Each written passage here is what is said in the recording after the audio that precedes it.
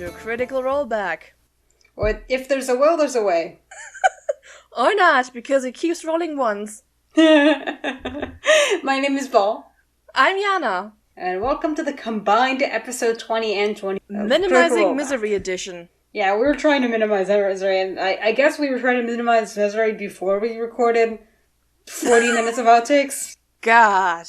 If you want to listen to us talk about... What did we even talk about? Everything. From cultural Lutheranism to... creative applications of... Attack on Titan was in there. Luther was in there. Holidays were in there. And basically, Harry Potter fanfiction was also kind of in there. Satire was in there. Also, satire. Satire of... And the parenting habits of crows, I guess. As observed by someone who is really bad at fucking. So if you want to hear that... If you would like to access this, you can go to our Patreon and pay us $1 for it. Yeah, I don't know. Yeah, it's what we do to warm up. Yeah. So and many thanks to the people who do. I mean, you made me get up at 7... It has. You made me get up at 7 a.m. on a Sunday. I mean, technically it's whoever moved your D&D session to Sunday, so, you know. It's a combination of factors. Right now, our druid is, I believe, involved in some kind of stage production. Our warlock is experimenting on fish. She's making fish glow. Huh. Okay, that is very cool. But and also, you don't even need to... They could be doing this both in-game and out-of-game. That is really fun. Yes, it's very fitting to their characters. But I believe the warlock is currently doing this in, 12-hour and then 16-hour increments, or 8-hour and then 12-hour, I can't remember. But it has to be one after the other, because of the fish. But they're not the characters that are dating, right? Is the druid dating the paladin? She is. Ah, I remember things. She's very sad, right? Her girlfriend is long distance. Aww. Oh, right, you mentioned that you had, somebody missing for a while. Yeah, and then it ended up being even longer, so we have a guest player. Our only, so far, male character who's ever... Well, actually, we have had a male guest player. It's the only long-term male player. You hired him for the quota. Yeah, he's a diversity. Mm-hmm. Also played by not a he/him person, so... Oh, yeah. The church bells are ringing. Hi, church bells. Nice. That's very appropriate. Sunday morning. How about Critical Role? How are things? You tell me. I have been in bad romance novel land, so I haven't been able to engage much.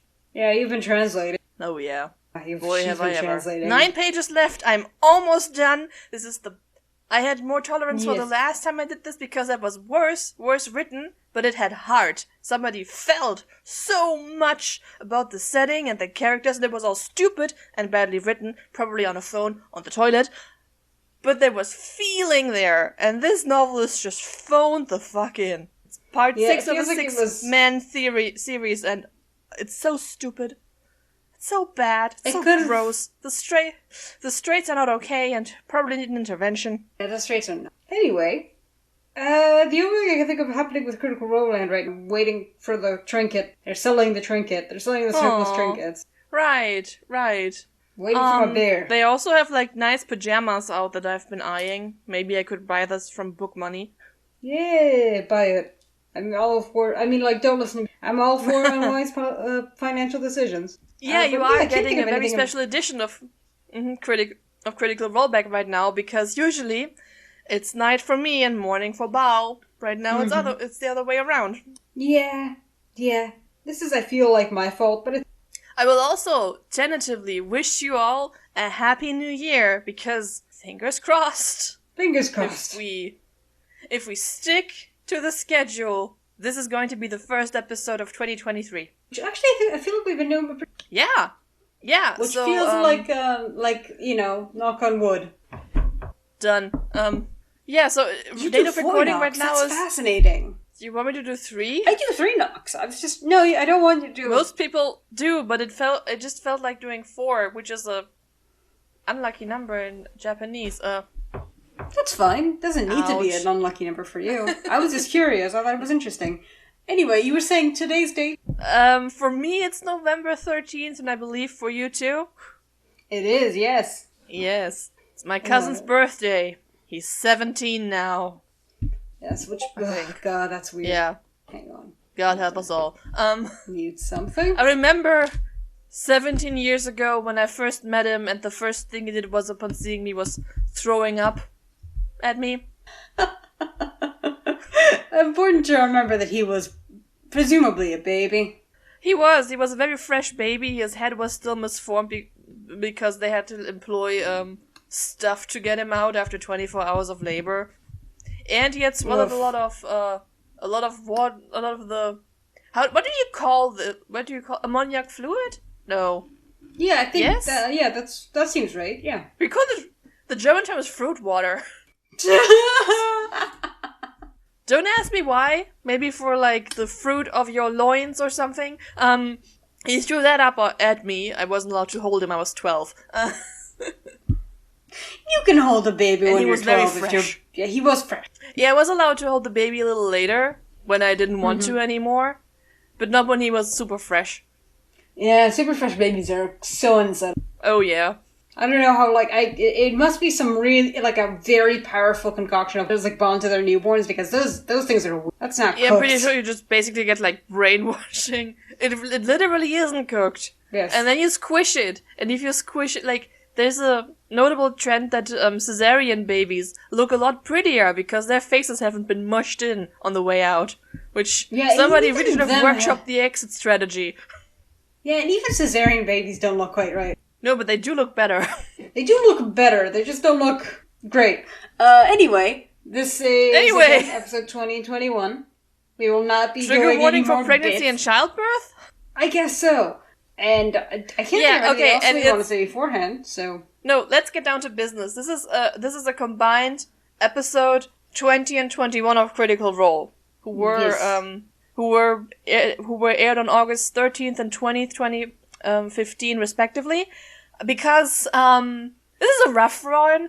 This is a rough ride. These are not rougher as episodes. It goes. No, and it starts out pretty bad, and it gets worse. Yeah, I will say I was positively surprised by episode 20. I was positively surprised by certain parts of episode 21. Yeah, but overall, it's not a fun experience, and we believe in minimizing harm and minimizing misery, hence the probable title of this episode. Yeah, this is the equivalent of I guess trigger warning drugs, but you know those facilities that will just be okay, you can do drugs, but just do it here. It's harm reduction, yes. We're going to give you the good heroin, heat H, whatever, the good drugs that don't have red poison in them. If you're going to do this with a clean set of needles under medical supervision, so you do that. We're also going to give you the good die.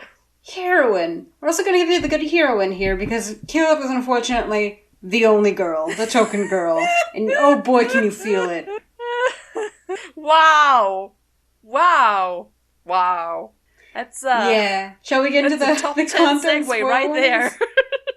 I think it's too late for content warnings now, but sure.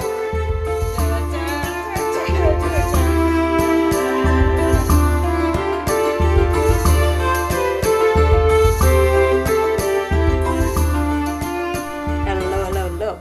It's been a very long time since I recorded one of these, so you'll have to forgive me if I'm all rusty.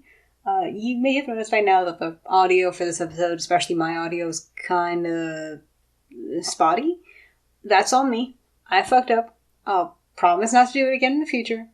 But it was just a little bit... It was impossible to fix, and sorry. Starting off with the content warnings. We have quite a lot this episode. So just to get it out of the way. I have this message here, written by Jana. I'll read it to you verbatim. So quite a few people are not into Will Wheaton these days. Looking into it, the worst thing we have found that he did is not immediately condemn a close personal friend after he was accused of sexual assault. He did not defend his friend either. He said nothing. If that's a deal breaker for you anyways, feel free to minimize your misery and skip these episodes. Other than that, we have Hardwick being unfortunately mentioned by name in episode 21. Sadly recommending a pretty decent movie. We have disrespectful language regarding sex work, as always. We have implied cannibalism, not by us this time. Implied rape, self-harm, Orion goes to the yelling place, and this one's on me, too. Active shooter drill anecdote. As for the spoiler warnings, I can't think of anything right now, but I apologize if there's anything I forgot. And also, this is just a little tidbit from me. I said later on that Havanagila means have merriment. That's not really right. It's closer to let us rejoice. And that's just me. Now you'll be happy to know that we only have to deal with Orion for about 5 more episodes. Yay! Alright, talk to you soon. Bye!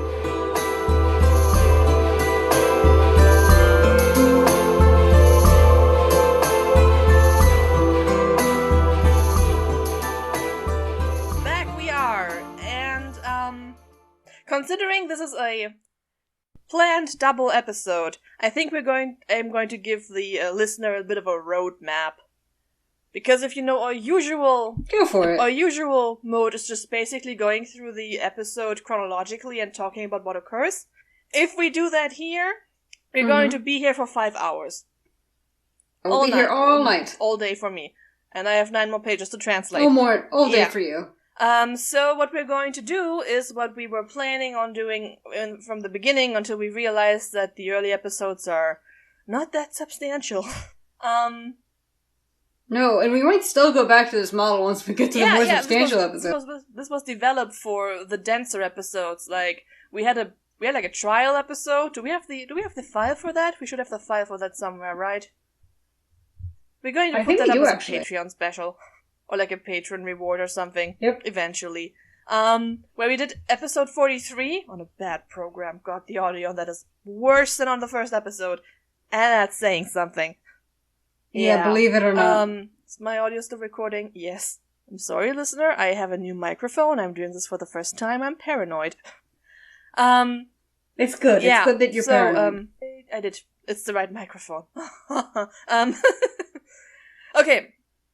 So we develop a structure. Kylie and Julia of Fundamentals and Unabashed Book Snobbery fame. Check that out. You might hear me. Developed this structure and I adapted it.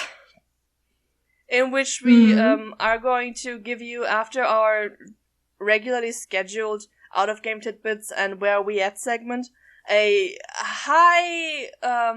high-level recap where we go chronologically through the episode just to cover that, and then we have several points of attacks where we are going to talk about stuff a little more in detail about the relevant shit, which is not much here, but and frankly, this is the more preferred version. I feel like this is going to cut back on a lot of very, very mean candidates on our part. Yeah. Because, we don't have very much positive to say. We have a designated Orion Complaints corner, and honestly, we probably should have that for all the remaining episodes he's on, right? So I suppose episode 27 is going to be nothing but that. Yeah, which is why we're catching it. Which is also going to be very much of that. Yes, okay. So expect this repeat. Okay, so to begin with the out-of-game tidbit. The set has been updated once again. Matt now has sconces behind him that do the color changing thing. Yeah, which were gifted. I forgot by whom, but they are. It kind of reminds me a little bit about how the set and even the original Talks Machina set is kind of made up of things that they've gathered from and things that they've found themselves. Markets and bought. The vibe is kind of gone now that their entire set is basically a Disney theme park. Yeah, commissioned. Which I don't hate. No, it's a good set. It does a lot of fun amazing stuff. It's amazing. I'm happy that they can afford and do this. But the vibe is significantly different, and I am kind of fond of things that are collected up and cobbled together. Yeah, it feels very feels homey. Like a real sense of accomplishment and stuff. Not that being able to afford a Disney set isn't an accomplishment, because oh boy. It is. Oh boy. Yes.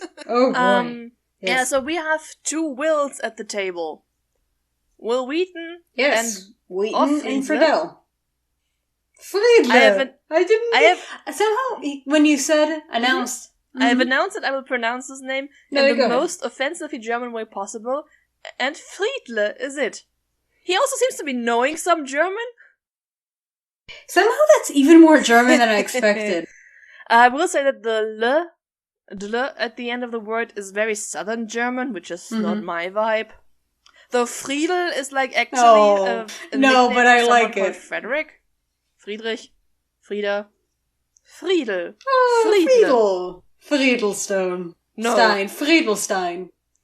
And Will Friedel actually seems to be knowing some German because he can identify when Liam uses it. Yes, we'll get to that. Yes. A very cute. We open with Pose of Eternity. And also more music Matt is now allowed to use. And I will say something very endearing for all the grumpy edgelordiness that both Wills bring to the table later. Very endearingly, they are both open on tangents about how awesome their wives or fiancés are. Yeah, Wheaton is particularly endearing to me. You know, they start the episode, okay, we're going to be in this con, we're going to go to this fest, we're going to here and there. I'm in this episode, I'm in this show, I'm in the video Way game. less than that, and but then, yes. we'll... Just the usual, spiel. Not a lot of them, but just, the usual, bit by bit. When it comes to Wheaton's turn, he's just I'm going to be smoking a chicken with my wife. And then they put a chicken in the smoker, they're not going to smoke it like a joint. Oh, it's really funny, though. Just to make sure, nah. Yeah, and then, Will Friedler... Sorry, I saw a Tumblr post about a little girl going to, a family doctor and being asked if anyone smokes in the home, and her being like, yeah, my dad. And they're like, what does he smoke? And he goes meats! Oh, that is... Oh, I want this for all of us, that the only kind of smoking we know is the smoking of food. Oh. I mean, you do your weed far away from me. I don't care about weed so much. I care about tobacco and cigarettes. I have a 5 funerals strong axe to grind against that. Speaking of that, I feel like for both of the episodes, he might be getting over a cough or something. Because he spends a lot of time leaning out of the mic and coughing. And I know, this was recorded so long before it does make me nervous too. It yes. just. It's like watching. It's like I watched something that features people on a bus and nobody was wearing masks and there was moisture gathering on the windows and I was like, no, which is also why I cower away from people without masks on public transportation these days. Yes, please wear a mask for the love of God. If nowhere else on public transportation, if you are please. In a metal tube with many other people and people keep getting in and out all the time, wear a goddamn mask, and it's honestly upsetting that we haven't been doing this all along. I have not been sick, not even a cold, in 2.5 years. Anyway, Wheaton starts us off not by warning us about his cough, by warning us about his curse. Yes. His fucking curse. His real-ass curse. It appears to be very real, yes. A fun fact about that, in his 2 episodes on the show, Will Wheaton manages to roll more natural ones than Orion in 25 episodes he has been on ever admitted to. Interesting, that. We cannot say for sure whether he rolled more ones than Orion, period, but from the rolls Orion announced and not just said nope, Will Wheaton had more ones. Mm-hmm. I will also say I know 2 things about Will Wheaton. Actually, 3 things. I know that he's married. But the 2 things I know is, 1, he rolls really, really badly on dice, and number 2 is, he has a Willy Wonka-esque, home full of dice. For Laura Bailey jumping on a stage whining about how Will Wheaton gets to have barrels full of dice, and even when jumping comes up to Travis's shoulder. Yeah, which feels like such a story thing. I'm imagining him, buying... I know this isn't the case, but I'm imagining him, buying a set of dice, hoping that this will be the one to break his curse. Yes. Never is. Cursed by a genius, man. I was about to say something. Was I about to say... I don't know. Will Friedler announces his engagement, and also, him and Will Wheaton then commiserate, well, not commiserate, but like bond over the fact that they both married way above their league, which is very endearing. Yeah, and from what I've been able to find out, they are still married 7 years later, which is nice. Yeah. It's nice. As far as I know, also, Will Wheaton has announced that he's been, like, sober for 5 years, which means that he was not sober at this episode, but it's fine. He doesn't seem to be drunk actively be drunk. Unlike some people. We will. We'll get to it. For the second episode, we're just going to knock these out here. I will say that, like, Matt has his hair behind his ears for the second episode. This is jarring. He looks like... Yeah, an entirely different person and an entirely different gender. Yeah, there's a Chris Fleming bit about, this is actually when he was doing a stand-up bit that was not going super well, but he talked about, like, how he has his, like, long curly mullet. The difference between having his hair over his ears and having his hair behind his ears is immense when it's like in a southern truck. Like, one is like, who is that? What gender is that? I hate it. Like, get out of my truck stop. And the other one is like, okay, he hunts. He hunts poorly, but he hunts. You can measure the quality of the hunter by his mullet? By his mullet, and also if his hair is tucked behind his ear. Yeah, Marisha also shows up to to the second episode with dip-dyed hair. With little blue tips. And just very excellent cute hair in general. Liam, unfortunately, now also has good hair, which I found myself compromised by. I'm not proud of it. But I found him more endearing in the first episode, regardless of in spite of the Black Henley that he's a little bit infamous for. Well, I think the more infamous I also have, like, weaned myself off the Black Henley. I found a really good way to know, and it's that my mom bought my mom bought a Black Henley for my dad, and she's very proud of it. That'll do it. Every time he wears it, she'll just be like, "Look at the nice shirt I got your father." Yeah, my dad mostly wears like band shirts or slogan shirts. He unironically has an "I drink and I know things" T-shirt. He also has it on a mug that he gives me when I'm there because he knows I know where the quote is from. Yeah, it's amazing how, like, whatever clothing item your father... It's a clothing item can be completely neutral until your dad wears it, and then it just immediately becomes, oh, that's dad clothing. I mean, Liam is a dad. That's clothing for dads. Makes sense. So yeah, I actually found him more attractive in the first episode than in the second, despite the Black Henley that I have also been known to be a little compromised by. I'm not proud of this. It won't happen again, probably. He's got good arms. God, the episode where they like mime being chained up and he raises his arms. That is a he should need a license for those guns. This is like, and I cringed as much saying this as you did hearing it, and we are going to stop now. Yes. Yes. I think this is everything relevant from the out of game tidbits. 826LA, they're doing that. Donating to 826LA whenever Will Wheaton rolls a 1, which racks the donations up for the second episode at the very least. Yeah, which is good because that second episode I imagine was best for donating. And anyone or anything. Yes, for anyone. They have like a video during the second episode where they have like the thanks for 20 episodes. Here's for 20 more. I don't mean to call people out or make fun of these. But all of them put forward very emotional stories and that are like very close to oversharing your trauma on the internet. Yeah, and I think this venue was a lot smaller at the time. And also we all were a lot less wise to what a pair of apparently from the very first hour always been like this. We have. Yeah, we've always been. I don't mean to make light of what these people talk about or anything. But the fact that they had a segment of random people on camera talking about how which was going for 20 episodes, and not even good yet, has helped them already through so much. Like, wow, yeah, okay, we were all just desperate and lonely on the internet, huh? We still are, actually. Yes, God, that's sobering. And that's all we have to talk about. Really, for the out-of-game tidbits. Okay.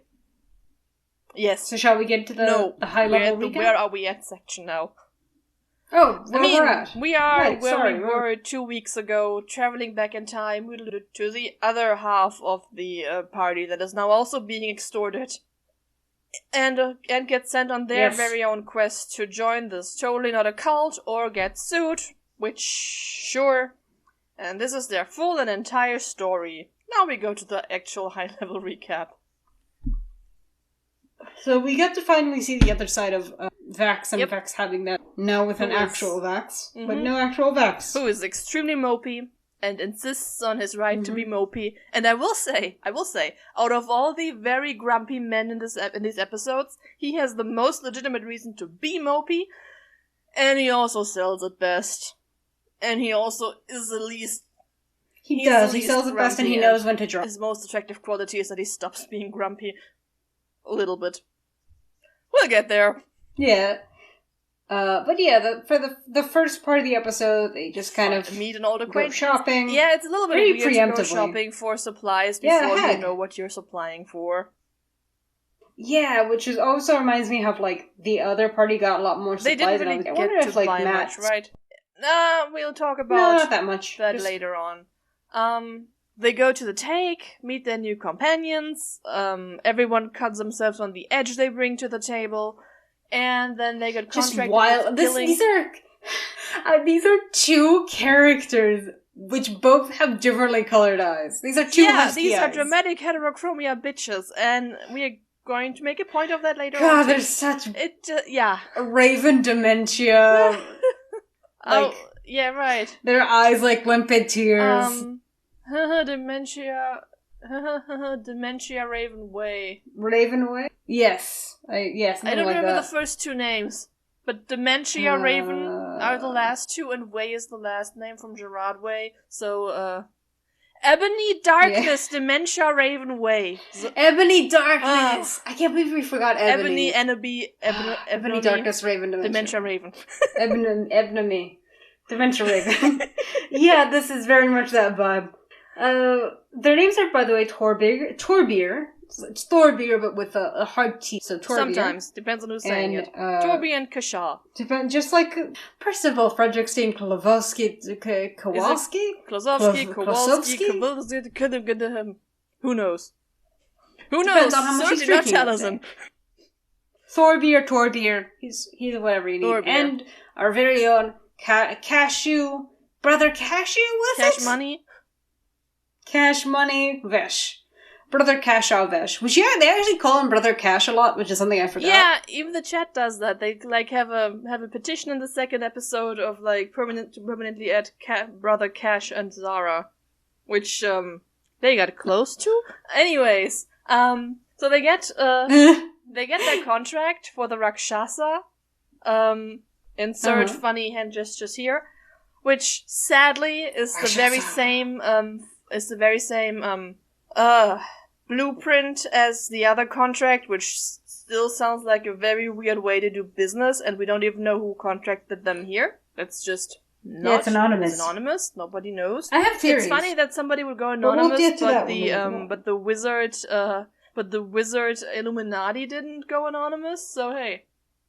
Good points. Yeah, like who would need to be more anonymous than the wizard Illuminati? Though technically they are. My theory is that this is, by the way, the place that was not the Grin. You know, the secret bar. Oh, I know vaguely. I was thinking more like a business rival or another devil.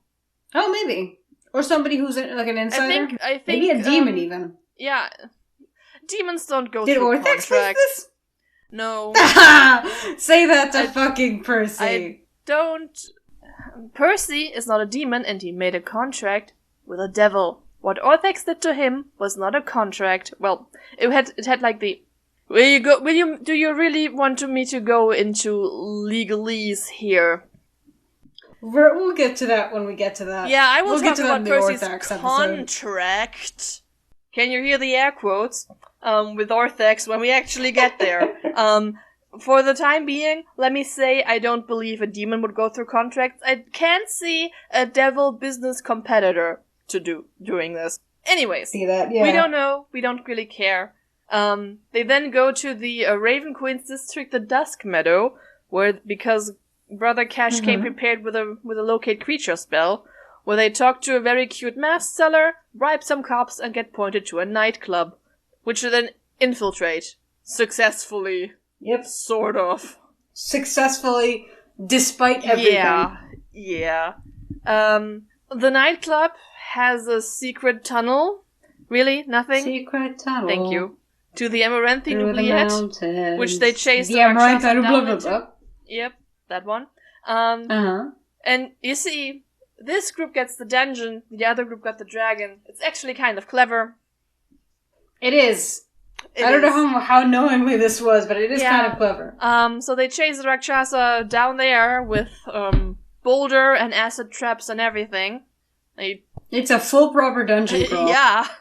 There's giant rats. They even talk to a corpse, which is where the cannibalism gets implied. It wasn't us. Yeah. No, it wasn't us. A little bit of backstory. Several useless, only here to make them spend resources. And boy, do they ever.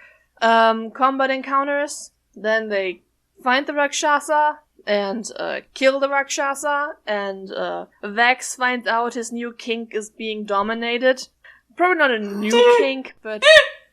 Boo! Don't boo me. 1, I'm right. And 2, this is technically foreshadowing. Boo this woman! It is unfortunate. I have, by the way, amended my views on my top to bottom list when it comes to Vex and Percy. Oh, are you agreeing with me now? Conditionally. I will say, before Percy stares down Orthax, so right now in the story, I'm pretty sure Vex could top him. After Percy fights his demons and Vex becomes Raven Queen pilled. Nope. To the bottom he goes. No. I mean, I fundamentally, I just believe that Vex couldn't top a Starbucks cup. I don't think he could top, like, a frozen dessert. I don't think he could top, like, a peak of a mountain. He couldn't top a dreidel. Well... Anyway, while he's being dominated and stuff, he eventually snaps out of it because Keyleth MVP and slits the Rakshasa's throat, almost jeopardizes their contract by throwing it into the acid. Keyleth then goes about harvesting organs, is happy to do and capable of doing. It's kind of this cute. This is our favorite terrain. They make it out of there, back to the take. They solve their quest within less than a day. It's like... yeah, a couple of hours. They're kind of done by dinner time. Yeah. And they had dinner in the mine, so that's fine. Right. Yeah, and then... it was a very pricey dinner. Yeah, Keyleth makes 20 gold profit on this venture. A little boy. Like 24 gold. Yeah, something like that. And then, I mean, if Cash actually is allowed to give them his winnings the way Elira wasn't, she makes like 520 more or something, but this was not worth it for Keyleth. Yeah, no, and I honestly feel like with how this organization works, they probably just pocket. And then we end on the first actual romantically intended kiss of the show. Sure, we can call it that. Yeah. We're off to the races, everyone. The shipping is on. Not because of this kiss, though. Yeah, it's not the most consensual kiss, but we'll get to that when we get. Yeah, okay, so this is the high-level recap. And now we have 6 things we want to talk about in detail. This went well. In high detail. I didn't expect us to actually stick to the recap so well, but you know.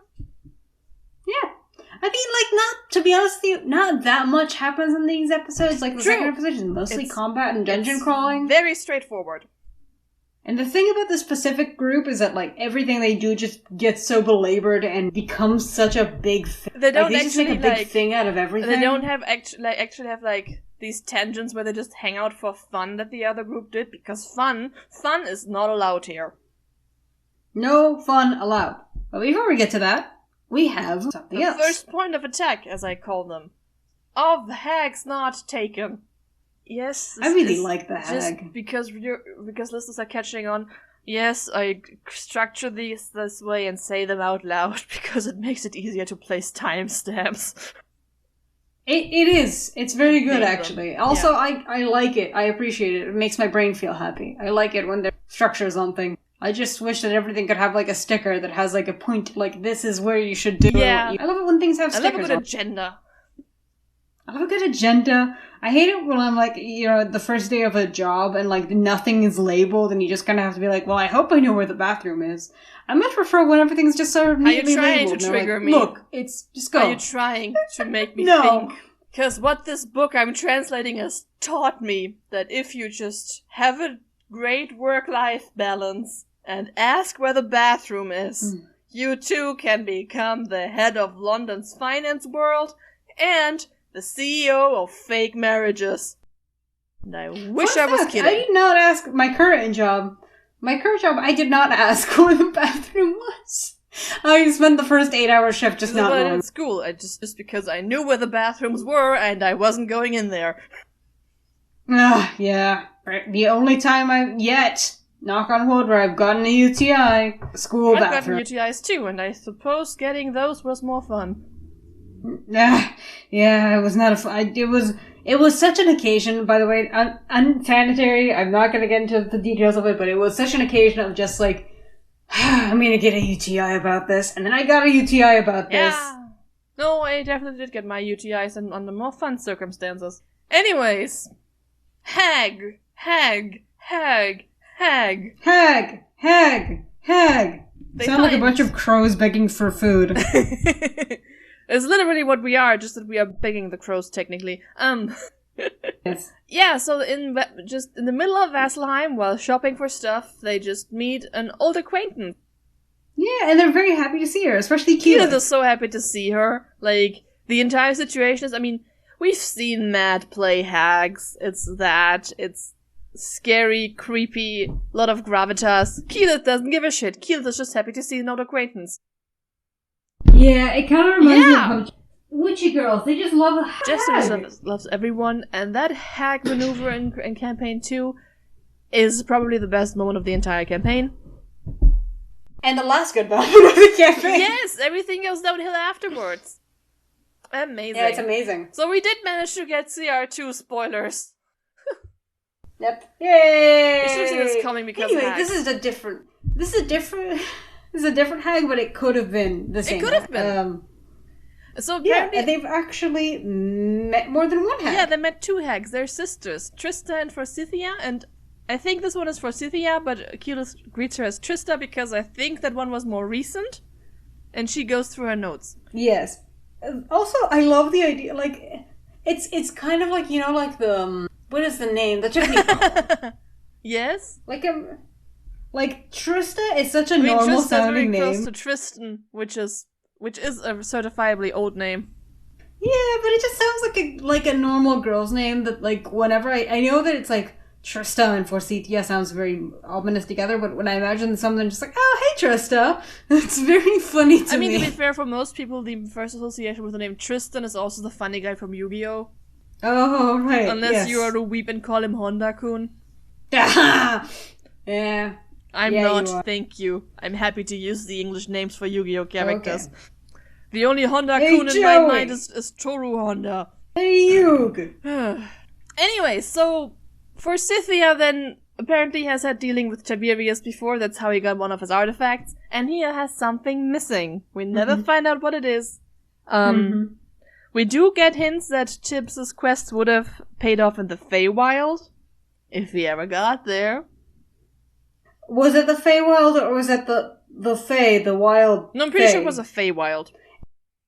No, it was, but he says it in such a way that it sounds like he's trying to avoid a copyright issue. It says like it's somewhere in the Fey, the wild Fey. And at this point I said, one might even call it a Feywild. Maybe he's just trying to sound mysterious. Maybe. It was very funny to me. Nobody cares about this, though. No, nobody gives a shit. I mean, it's Tiberius' own personal fetch quest. Why would anybody else be invested? I'm not.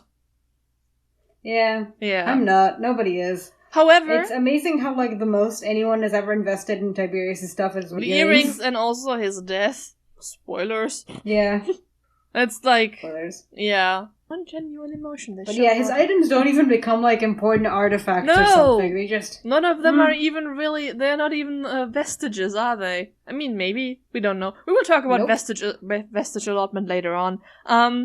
The interesting bit and the biggest what could have been in here is basically that Vax makes a deal with a hag for a poison, and she wants a favor in return. She wants a favor. It's like creepy and stuff.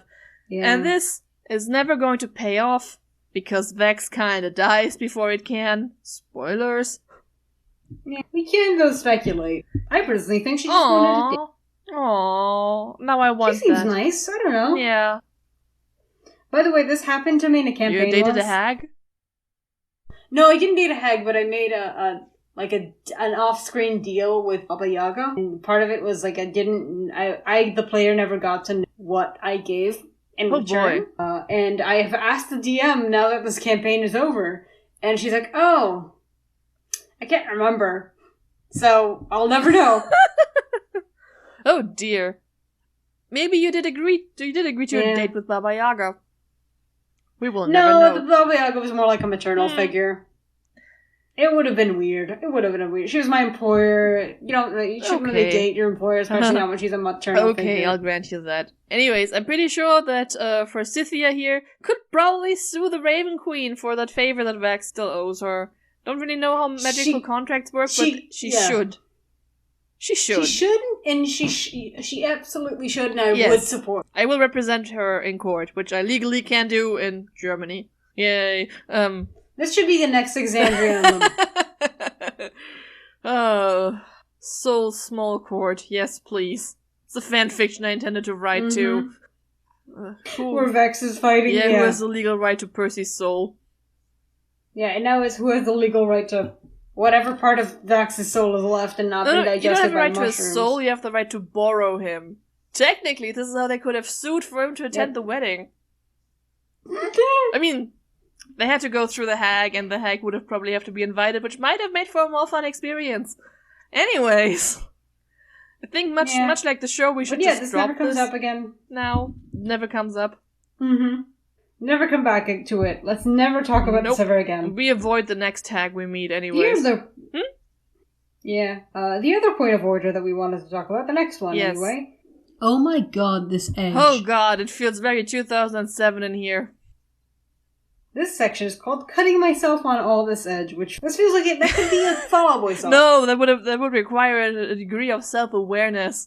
Doesn't really work for Fall Out Boy songs. That's true. This would have to be like a My Chemical Romance. This is what Gerard Way would put on his side project, where also the Haunted House song is from. Yes.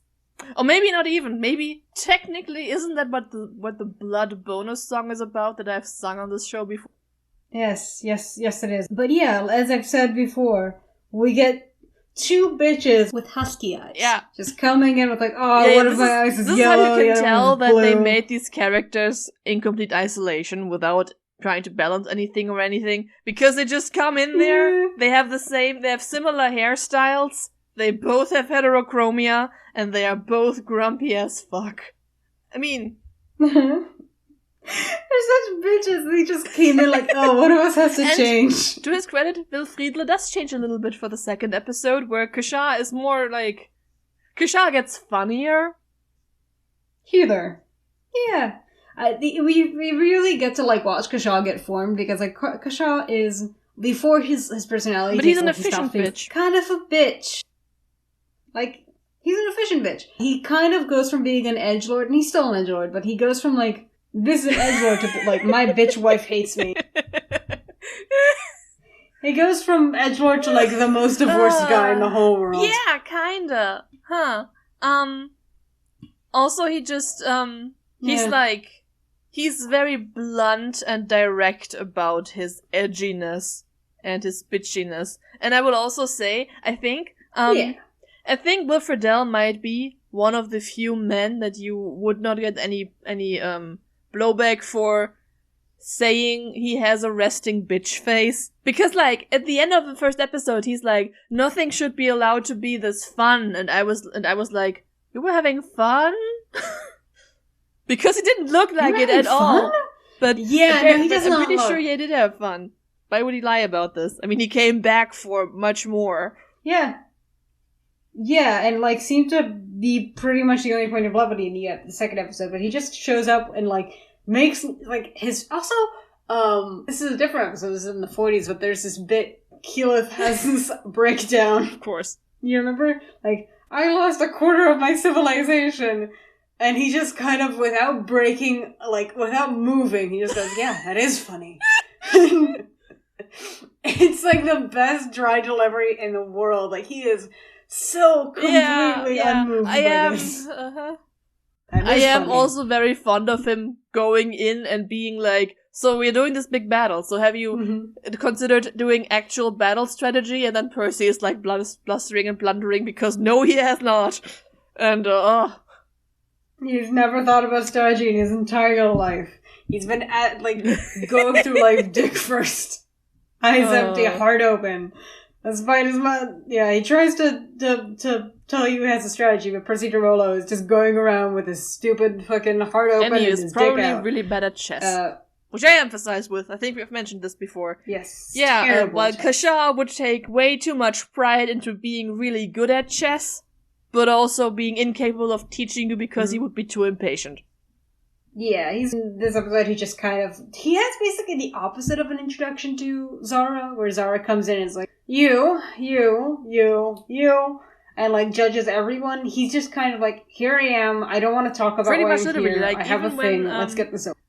It's kind of funny because nobody told Will Friedle about how he should be introducing himself as a character, because he shuts down every attempt to do that. Like, at some point I think Vax asks him what it is that he does, and he's like, it's not important what I do, it's important what I want to get done. Which, like, are you running for office right now? What the hell? Yeah, he's really good at non-statements. Then Matt actually goes and starts describing his character for him. Yeah. Which is funny because he's the one who kind of volunteers his backstory next up. Like, in the first episode, he is just, like, complete shutdown mode. Which, to me, is... I'm trying to compare it and contrast Zara more so than Torbjörn. Torbjörn's the same. They both rolled poorly on charisma and both men decided to play low charisma the exact same way. And, oh god, this is the masculine energy in this. And to quote Chris Fleming again, his description of, like, an unspayed dog at the dog park, where it's just like every husky in the world just turns around and is like, oh, we're gonna fucking kill this guy. That's the energy here. The same energy as your asshole cat. Yeah, he has the vibe of like, oh, every single person in the world would leave your house to beat the shit out of you. Yeah. Yeah. This is the vibe. This episode has the metaphysical smell of my specifically 8th grade classroom, where we were 35 people, 7 of those girls, after a midday gym class in the summer. This is the metaphysical smell of this episode. I just took I just took damage. Good. God. That was the intention. So did we, sitting in that room, by the way. Yeah, this is, by the way, reminiscent, but somehow even worse. One of the first active shooter drills in 8th grade gym class, and we all had to pack into the school bathroom, and like the main office bathroom, sprayed off from running laps, and just all one bathroom and close the light. Just a bunch of, I think actually this was 7th grade, but we were all just a bunch of 7th graders sweating in a dark room together. And yet somehow, yours is worse. I have to emphatically disagree that my story was worse, because you know what my story doesn't need? Active shooter a content warning. My story does not need a content warning, yours does. Yeah, but somehow the smell wasn't the worst part of that. Yeah. I think yours probably had a the worse smell lingered. We got another classroom the next year, but sometimes we had class in that old classroom, and on a hot and or moist day, which days in Germany are either or and usually both, you could still smell us. Not us. God. You could not smell me because I discovered the wonders. You guys. You could not smell me or the other girls because we all discovered the wonders of deodorant before 8th grade. Boys, for some reason, take a little bit longer. Yeah. God, I bet on a hot day you can still smell this process. Probably. Anyways, so, It's probably embedded in the fucking drywall. It's not drywall, dear. Cement. It's embedded in the cement. We have walls you can't punch through. Anyways, back on topic. Speaking of punching through things. Yeah, so Thorbjorn also enters the same grumpy energy, and he just has, he has beads in his hair that say dwarven slurs. Yeah, that is just, the most... I feel like they're probably just dwarven swears, but, the fact that nobody says them because of how harsh they are, I was like, oh, so they're slurs. You have slurs. You have slurs in your hair. Yeah, that. And he... Yeah, slur tattoos. They advise him to cover in polite company later on. Yeah, Yakuza. And honestly, not much more can be said about Thorbjorn. He has a daughter. That's the marshmallow that Vex tries looking for with an inside check. But he has a daughter who he buys a mask for. It's very cute, kinda. Other than that, there's not much to him as a character. He just is grumpy and wants to get the job done. And then he doesn't get the job done because Will Wheaton's dice curse is Yeah, I also... I'm sure that the vibe here is him being estranged from his home clan or whatever, his daughter very much, but somehow what the vibe came off to me is divorced dad. That is, he has the extremest divorced dad energy. Yeah, divorced dad only gets custody every other week. He gets to do the fun stuff and dress up with masks and stuff. It is cute that the mask selling woman is assumes the mask is for him. Yeah, and he doesn't resist it, which is always very endearing to me. I always like it when a guy is just yeah, it's for me. It's nice. I think it'll look good on me. I do look good in purple sparkles, thank you very much. Yes, he doesn't even try to casually oh, it's for my daughter. Yeah, it's looks good on me. To be fair, he also seems to be very trained to not tell people he has a daughter. Yep. Once again, divorced dad energy. No, but I feel like in this case it's more about her protection. His line of work does get him into conflict with certain parties occasionally. As we learned at the end of this... that could have gone... imagine if anyone but Vex, or... Well, not anyone but if Tiberius or Thorbjorn had gotten the how do you want to do this on the Rakshasa, how much... some good episodes, but we could have saved so much of a hassle. Maybe we would have had time for the final arc to breathe then. Anyways! Yeah, but we wouldn't have had Vox Machina Goes to Hell as an episode that exists. And they do. And so will we in, at this pace, 7 years. By the way, 7 years. I actually had, in the original draft, I have, I'm not going to use this trivia question because I think it's... But I did one in the originals. One of them was where the Rakshasa goes to. Yeah, it's really hard. I'm not going to ask you. It's Mintiri. Oh, right.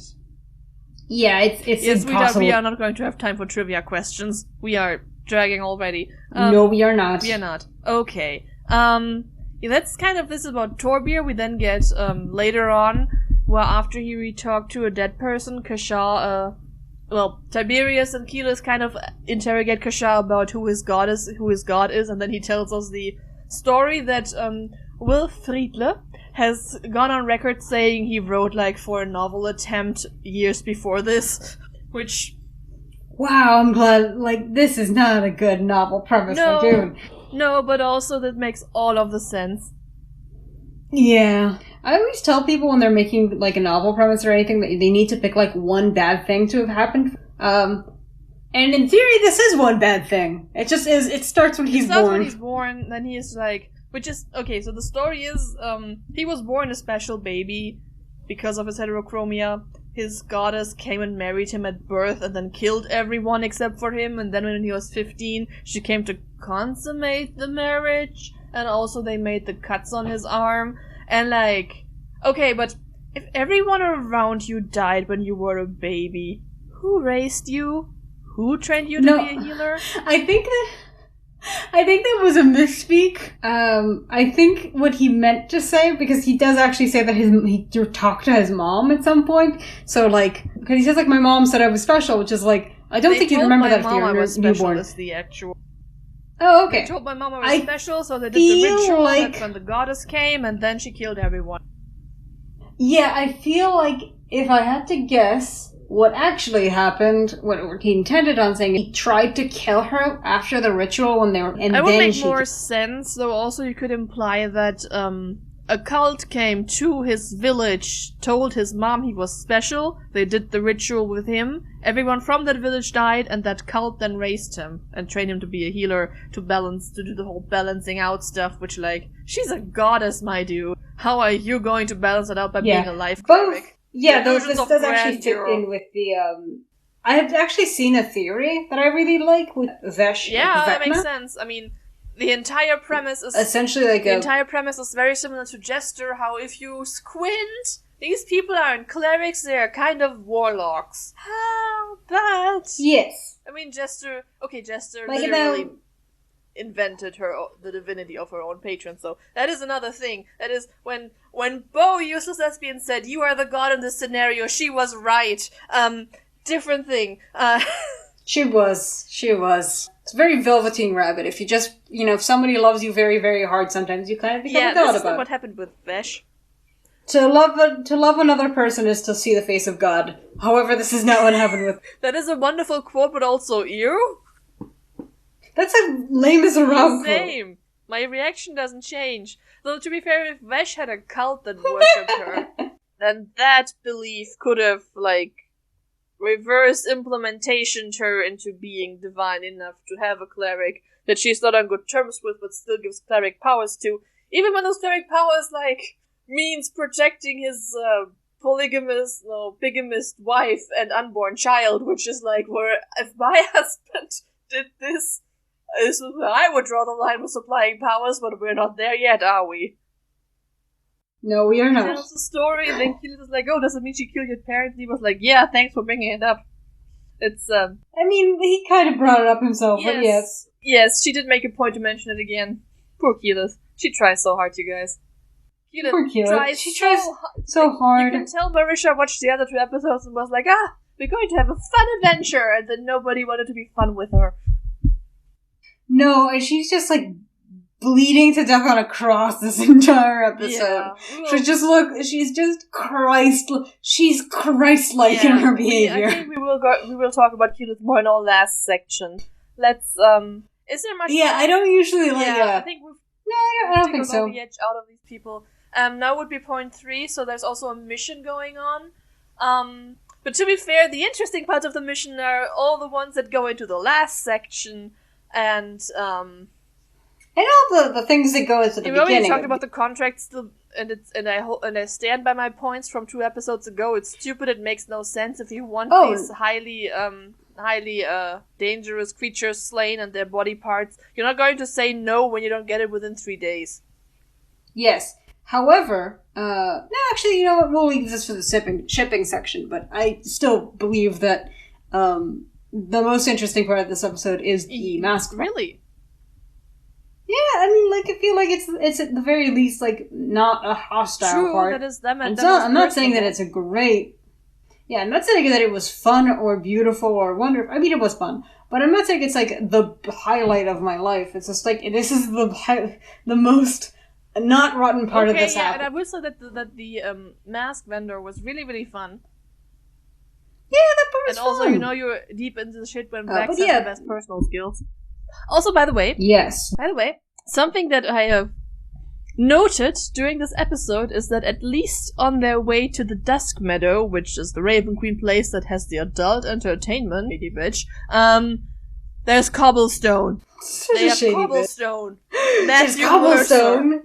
We have made a thing about how much of a choice it appears to be that these people have been here for thousands of years and have never paved their streets, but they have cobblestone now? Excuse me? She's new money. She wasn't here thousands of years ago. That is literally it, isn't it? Yes, right. Yeah, she's new money. The Raven Queen is canonically, we know this for sure, there is footage of it, the Raven Queen is younger than Vasselheim. Yep. So she came here earliest. She's, a new bitch in town. She was like, I'm gonna have the fucking cobblestone. And you know what? Of all the people, she's valid. Yeah, no. Like, I don't think she's valid in any other way. The Arathis portion should have the cobblestone. The Arathis portion should have invented concrete. Not that I support paving your streets without concrete. But technically, yeah, no, whatever. Concrete, baby. Yeah, no, I agree. I think this is entire. I'm pretty sure. Out of universe. Oh god! Oh no! Watsonian. The ASMR voice. The other one.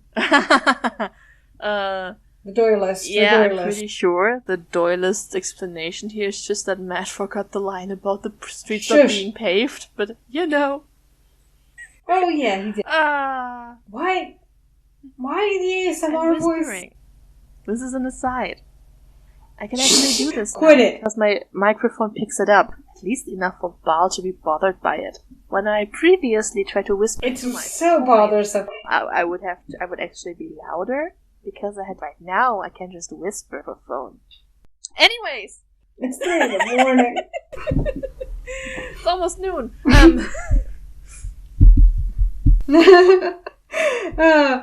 Anyway, so they are here. I mean, they're going to the Velvet Cabaret. Cabaret? Yeah, but we don't see them at Cabaret, but I mean, they are there at noon. Yeah, it's not the best time. Which also reminds me just how much day drinking. Everyone is day drinking, yes. But in order to get to this cabaret, they pose as like a wealthy barons of. They are posing as businessmen. Okay. I meant barons of kind of an oil barony sense. Yeah, they are the like a baron of industry. They are the small racist shoe.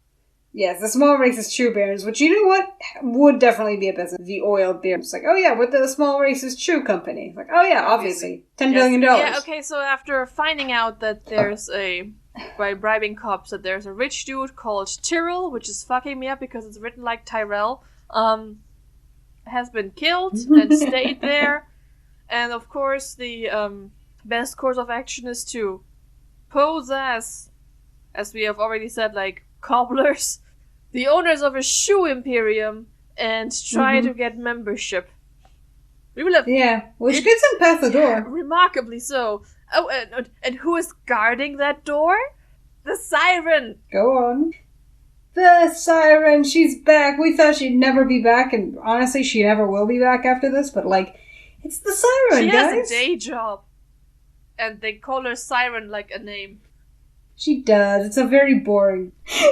I'm starting to think it is just her name. Maybe she has the for her as her stage name, and her parents just were very American about naming her. Yeah. Like, maybe she just transitioned and she's just like, I get like a boring old name. Also a possibility. I would respect immensely. You would? I would totally name it. And just as like my day job, I'll just Siren. be... I mean, I love the idea of having a professional name that's the something, but your day job name is just something. Hey, that's powerful. I could literally love do that. Just with my last name. You could be the Jana? With my last name, which you're not going to say. No, we're not. I almost said it. That's why I cut you off, because it's a very cool last name. I like it very much. It has no business being said here. It would sound... Nope. It would sound very cool. Oh my god, Wheaton's Dice Curse is so fucking bad from the get-go. Yeah, Ones, he just twos, continues. Threes. Liam says he becomes like the umpire. He's just counting up. And just keeps like showing the number and stuff. Right. Because Toby just forgets the name of the guy they're investigating 2 minutes after finding it out. Oh! It's like, we're looking for... What are we looking for? Something else I noticed during this part, I don't really know into the context here. Okay, this is after the break, right. That the exchange between, it's when they are figuring out names and, anyway, yeah, okay, so they're figuring out names, and in this context it is mentioned that Vax has a sister. So, first of all, Cash asking him, you have a sister? He has a twin. Ahead. What does she look like? And Liam just pointing at himself is like, mwah, that is excellent comedic timing. Yeah, well done. He looks so tired while doing it. And this is what she looks like. This is followed up by Keyleth saying, she's very nice. And then Cash just goes, that's what they say about all the ugly girls. Yeah, which Vax takes personal. You can hear, like, scared laughter from just off screen, like the are we allowed to say that kind of laughter? And I hope this is the reason Laura actually shows up for the next episode. Right, yeah. I was like, hi guys. What were you saying about me? Yes. I'll just stand here. God, I don't know what point do we talk about? In a bit. We're just walking through this now. In a bit, yeah. We'll hold off on that. They put a lot of effort into figuring out who they are, but not really, because they don't figure out, like, when they're in the building and talking to a dude and trying to get membership, like, poisons? Really? You think this is the most illicit substance to be... Yeah, this is a society with 2 drugs. 2. Count them. 2. But either have been invented yet. Yes, I love this because this is another... I actually really enjoy this because it's another case of Vax's natural lack of specificity when he's talking about things again. Like, because Matt is kind of fresh. Like, okay, come up with, like, a backstory, being a cobbler. And he's we do things. You might say we even do some of the stuff. Might even be illicit. The shoes are just a cover. What we do? And we do crimes. Poisons? Yeah, and then, like, when he's pushed, he's just like, poisons! We do poisons. And, like, the guy there's... What? Like, this is not an assassin. We don't want any of your murders here. We have enough of those on our own. So, like, the covered investigator, but afterwards is kind of better. But, like, this was a lost cause. Keyleth at one point goes, like, don't take us for fools who walked in here without a clue. And, who would do that? Why would you think that? They are. How should anybody assume that? Yeah. I do actually enjoy Keyleth, though, more so than the other ones, because I feel like at this point... I don't want to bitch about Orion yet. But they're not contributing very much to this. She's trying. She does remarkably well. Probably because Matt doesn't make her roll charisma checks for this. But her and Vax aren't even doing badly. They just needed to workshop their story. Just needed to talk things out. Which is a good, take a shot every time Vax and Keyleth needed to talk something out more. Finish your drink if Vax actively shuts down an attempt to talk it out. Yeah, or walks away. Same thing, really. Which is effectively the same thing. Yeah. We're not there yet. So this does not work out very well. It gets the job done. They get the guy to break down, and then they see the actual Rakshasa running off and chase him down into those tunnels. It's fine. Yes. Anything else? Torbjörn is actually the one who finds the tunnels. No. I found this to be a really fun section because no, he isn't. He isn't. It's not actually under the carpet. I thought it was under the carpet too. That he very ceremoniously. It's not. It's just the hole under the bed that Vax actually finds. But I went into this fully expecting it to be under the carpet. Yes, but I like this. Yeah, and I like this section. I mentioned Torbjörn before. I actually like he comes in with full gravitas. I'm like, and sighs, and he flips the carpet, and there's nothing underneath it. It's floorboards. And it's so funny. It feels like when somebody does a magic trick of, like, taking the curtain, like, off the tablecloth outside of a table. It's just like, ta-da! Nothing. Yeah. But Matt reasons, and Matt actually does, like, a really good fail forward. He says, like, everyone was thinking up, but really thinking down. Which is a great, like, escape Matt does that a and lot. That's how Vax finds the thing under the bed. One more so. Yeah, he would be great. That is literally how he proposed to his wife. Yes, which makes sense. There's he also would be very good at that. Escape room special with Matt, Marisha, Laura, Travis, and the man who voices Vegeta? Chris Sabat? I don't know. Oh, that's Oh my god, did you, complete aside. Did you see the thing that I sent you about, like, weird movie that, like, for some reason a big portion of, like, the Critical Role cast was in? What was that? If anyone has information about that movie, please let me know. I was like, it was made by some, like, no-name director. Or something? Yeah, it's based on, like, an Arizona, like, very, very loose. Escape room special on the Geek and Sundry channel featuring, Matt, Marisha, Laura Travis, and the dude who voices Vegeta in the American dub that I am completely unfamiliar with.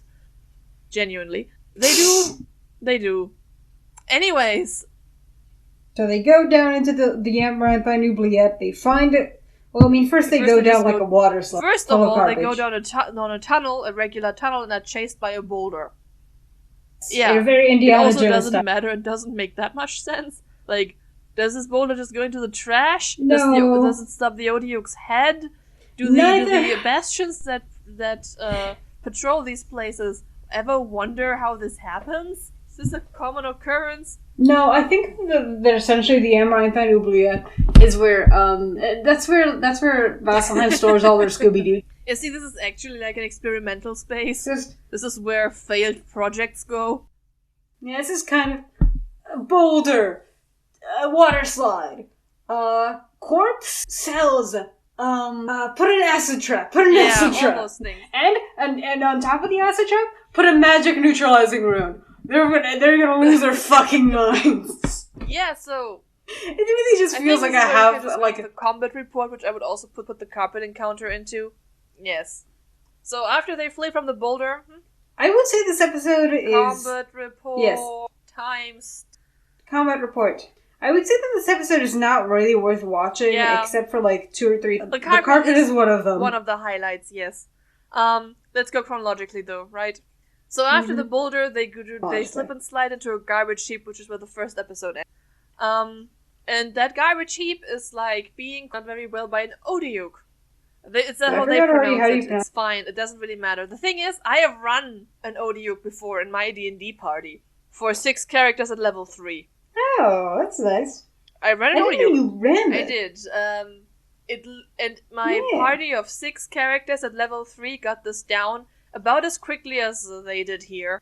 So pretty quickly? Like, the fact that Tiberius and Keyleth burned so many high-level spell slots would be infuriating me.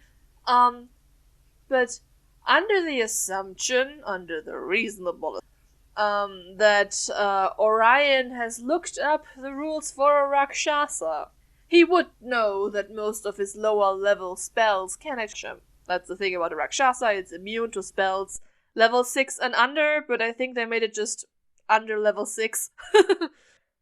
Yes. So he can do whatever the fuck he wants with the spell slots. To a normal person, this would mean don't use spells below level 6, but keep your level 6s. Does, right? Technically. That's fine. He does have very few support spells though, so this combat not to feed into his persecution complex, but this Rakshasa fight was not made for a sorcerer who I don't even know whether they have level 7 spells yet. Probably not. No, but he didn't need to blow all his fucking sorcery points. He blows all of his spells and points on this pointless combat going there, which we'll get to later on. Keyleth is the one who can actually be who is actually wasting spells here because she could heal. She could. As a cleric, yes. Who, by the way, has for some reason somehow understood this game and manages to only use damaging cantrips for this level 3 encounter. Yeah, I will say this. You know how we kept praising Mary Elizabeth coming in and immediately getting what the Friedel comes in and gets the combat mechanic. He just gets it from the get-go. Immediately, oh yeah, this is my job as a cleric. He's a really good healer. Mm-hmm. Yeah, he's a really good healer. He's one of he's a really I don't think conservative is the word I'm looking for, but it's the word that's running through my mind at 3 in the morning. He is good at conserving his spell slots for stuff that matters. Yeah, he does not get baited. He knows that his job is to have the big healing spells ready for when the shit hit the fan. Yeah, and he doesn't quite fully understand what a short rest is, but somehow he still knows, this isn't an opportunity to use all my... At one point, he actually stops someone from using, I can heal. And oh man, this guy really gets it, very quickly. It's pretty impressive. He has more spell slots than you have potions, and you will need the potions for in case he goes down. Yes. So it's very impressive stuff. I was a little bit you not could taken tell aback. He kind of thought about what the mechanic on other people. Yep. He's a good cleric. He's legitimately. Isn't this why he essentially wins a battle? I mean, also because clerics are OP. But he does. Yeah, but that's okay. I think Pike wins the first. Kashaw wins the second. Did Terry win the third? He did. By a mechanic that I would normally, like... I mean, like, I'm glad that Keyleth didn't win, but also, like, I found that mechanic it's very to be much so the community. aggravating. Well, then I wait for a minute. Yeah. Yes. It's like, come on, man. It's a battle royale. You have to battle the royale. This is how Terry would do this. It is. I don't want to play anymore. A lot of satisfaction in the fact that Terry managed to win, but Scanlan was out very quickly, wasn't he? Thank you, thank you, Percy. That might have been to a point, yes. Yeah, Percy was like, Percy had decided at some point that he does not care about winning the battle royale. He just wants to use this opportunity to kill Scanlan, which is very valid of him. Besides, Vax and Grog, nobody cared about winning the last battle royale because you had Keyleth there in like full druid, and there was no winning that. No, and it was just kill Scanlan as soon as possible and then die. Whatever. Thanks, Vex. Yeah, right. God. Which for Percy missed Scanlan. Anyway, yeah, whatever. We're in combat. The Odiuk and the Red Swarms are just there to get spell slots and resources out of them. Matt does this. It makes me nervous every time, and they never stop falling for it. Yeah, and I don't know, to me, to really compare the two, they don't really have that much more traps. Yeah. How about the third party? Yeah, just the other party had like fewer healing between them. But like, they didn't necessarily take every single trap or encounter a big thing. They kind of, leveraged it or found like a, and used it as a way to move faster. And also they did get to take rests. They weren't on a pursuit mission. The dragon wasn't going anywhere. Which, I don't know, maybe they could have done so if they had spent more time playing. Yeah, maybe. Yeah, but anyway, I do agree that, like, unfortunately, this is just part of the already chasing, didn't have time to rest, which the other party did have. But, like, the other party also had, like, giants and orcs and traps and all kinds of things that are pretty rough. But, they got over them much faster with much less, or like, at least being it felt complete. like a lot less of a struggle. Yes, yeah. Which brings us to the carpet. Up next, but first there's the ghost encounter. Oh yeah, the carpet. The first time Vex gets domed. It is a non-issue, but it is also infuriating. Like, first of all, I kind of dislike this from the get-go. I dislike it when it happens during the Briarwoods arc. It's just, I'm glad they stopped doing it so much. Yeah, mechanically, it's just tell that it's been, especially with this party in the mood already, it's just very debilitating. And then, people have pointed out in the comments there is that Matt tries to tell Orion that Pike dealt with this before with Turn Undead, which he says like coded before. Orion doesn't get it, and I don't hold this against Orion at all. Like, this is the one thing I don't hold against him. Yeah, sometimes you just do not get the hint, and it's through no fault of your own, and it's fine. He then tells Cash more directly that he can just turn undead and then they don't have to hurt their companions. Keyleth is still unconscious, and Tiberius can barely be bothered to care. She is like 2 death saving throws down when he bothers to push it into her mouth. Yeah. Which, but this doesn't do anything. If he had done the potion, then she would have been up to do this herself. And even if she had gotten hit there, she wouldn't have taken the death saving throw immediately. Like, you do this first. There's a reason that Grox dropped everything to skitter across the ice to do this to Scanlan, with urgency. Yeah, I agree. It was kind of a waste of time. Yeah, it's very much like CPR style type thing, where it's like you want to get. By the way, I learned about this because I listened to a thing about Princess Diana's death. But there's like 2 strategies: picking up people, that makes sense. Scoop and run, or stay and play. And like one is like, and like having listened to them both, just because like it seems like with Scoop and run, you don't know if someone has like also a what really... they tell you. The running often adds more damage. Like, it's how you don't really know whether you need to know that the scooping isn't going to cause more harm, which it often will. Yeah, which it often will. And, like, yes, you have few. It sometimes seems to just have a lot more to just be like, okay, as good as possible before you move. Keeping somebody alive until you can move them safely. Yeah, and also, like, I feel like it seems to have a lot more benefit telling the hospital what, like, saying, like, oh, we've noticed that this person has, like, a so-and-so injury. Have so-and-so prepared when we're... Do you get as classes opposed to... on how to do a 911? Because when No. I got my first aid provider training, they do those calls. It's like, the first thing you have to say is where, because even if the connection is gone, if they know there's an ambulance needed to this place, you're good. You say where, then you say what has happened to how many people, so they know how many to send and what to prepare for. Then, if you still have time, the connection lives. What kind of injuries you suspect happens to them. If you can go into more details, and then you wait and provide CPR. Chest compressions, chest compressions, chest compressions. Okay. I am comparing and contrasting this to the closest thing that I have ever done to a 911 call, which is when I called an animal to please come pick up this this goose that I have in my The goose yard. is you. Yes. And I believe what I told them was, there's a goose. Please come pick this up. I don't know what to do. Yeah, and then I hung up. Children, this is how not to do it. You start by, my address here in my backyard, a goose. I don't know what to do. I had to call back and leave another message. I was like, hey, I know that last call sounded like I was having a crisis. It's fine. Here's my address and I'll send this goose. Please come pick this goose up. I had to call back apologetically back. Listen, I'm not having a mental breakdown. We are so off topic.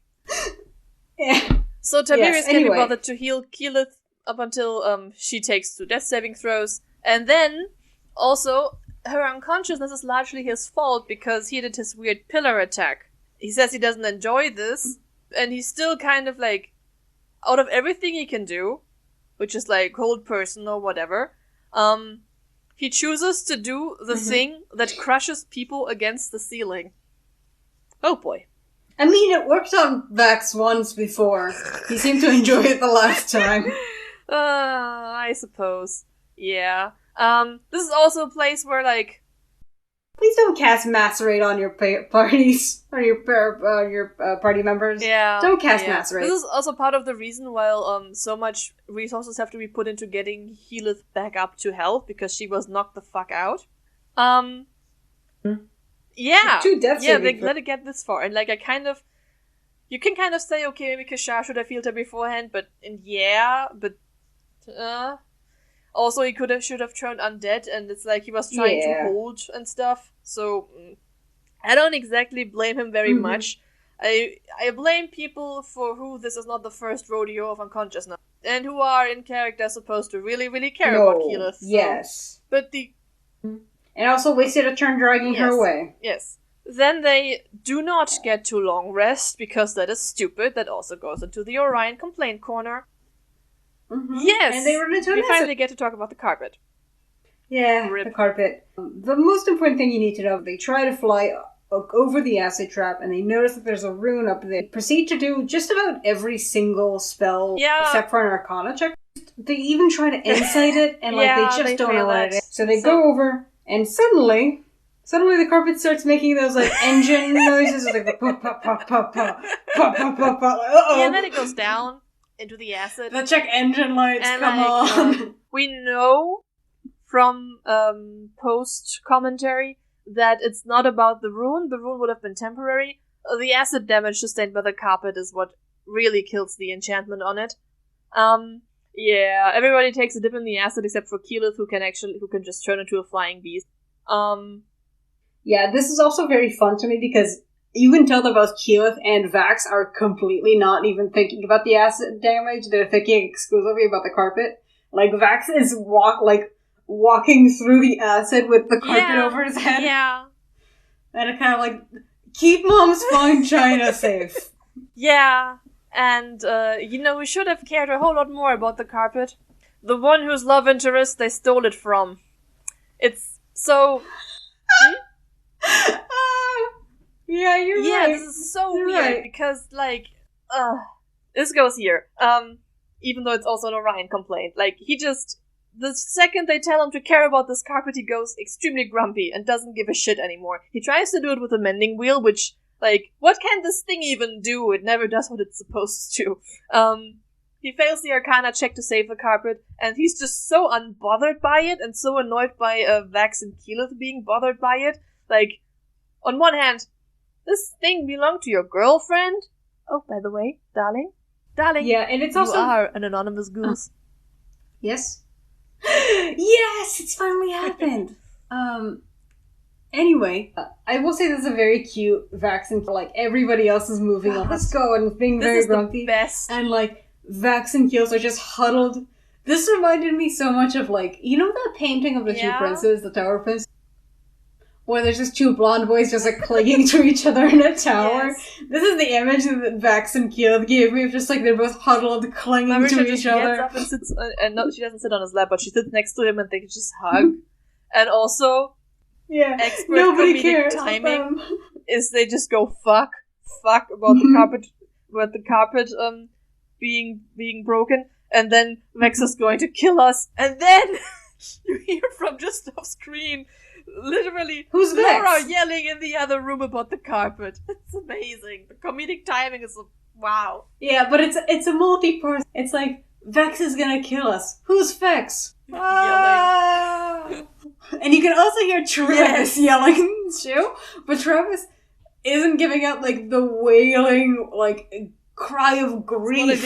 I'm going to have to comfort my wife all the evening now. Yeah. But Laura sounds like a banshee. She sounds like a ghost. Spirit.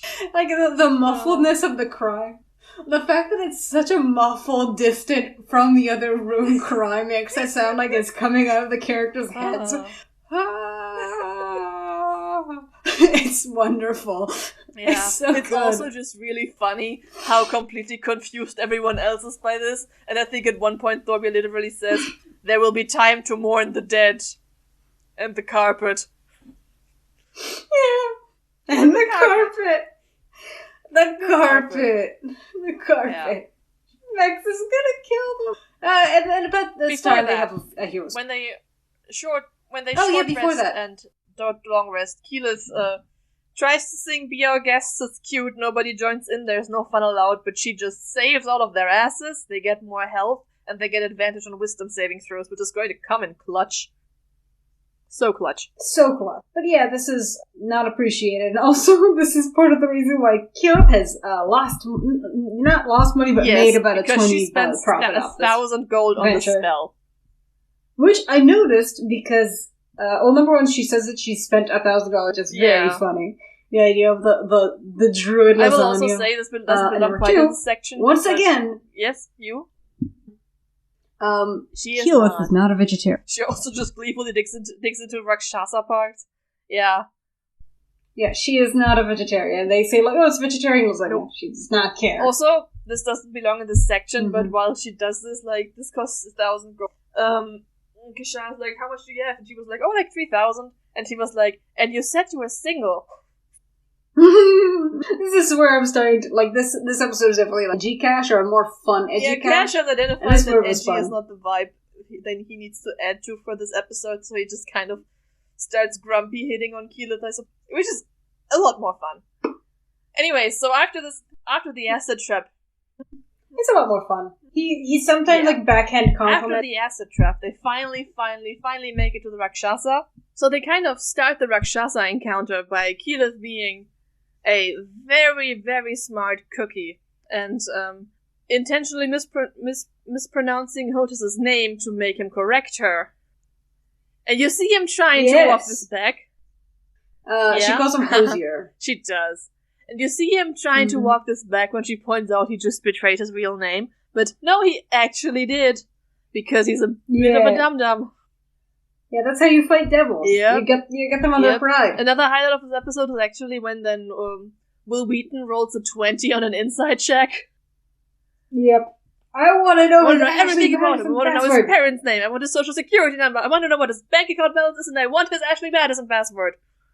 Remember when Ashley Madison was relevant? She's so happy. Is that still a thing? Does this still exist? It's somehow even... I don't know, but it's somehow even funnier now that it's not relevant. Everyone is like, what is it, Ashley Madison? Who is that? Why is she here? How many Ashleys do we have in this house? Madison? Anyway, I don't know, there's not much I have to say about this particular combat. I mean, it's tiger on tiger violence. Tries to negotiate with them, and he technically offers them legal representation. Mm-hmm. He tells them, kind of, that he tells really them funny. that what the take is doing to them is kind of bullshit. And he is correct, as I have gone into detail about before. He's correct! He's just right. Mm-hmm. Of course, he's also a shady bitch with an image of a devil in his bedroom.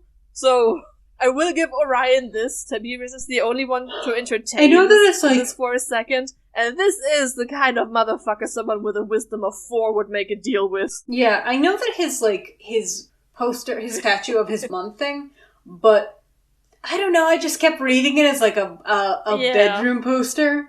Like, it's such a, flirty... It's so flirty, this statue. It's like a pretty boy with long black hair, and he's got, one hooved foot shyly peeking out, and it's like, oh, man, this is like a boudoir photo,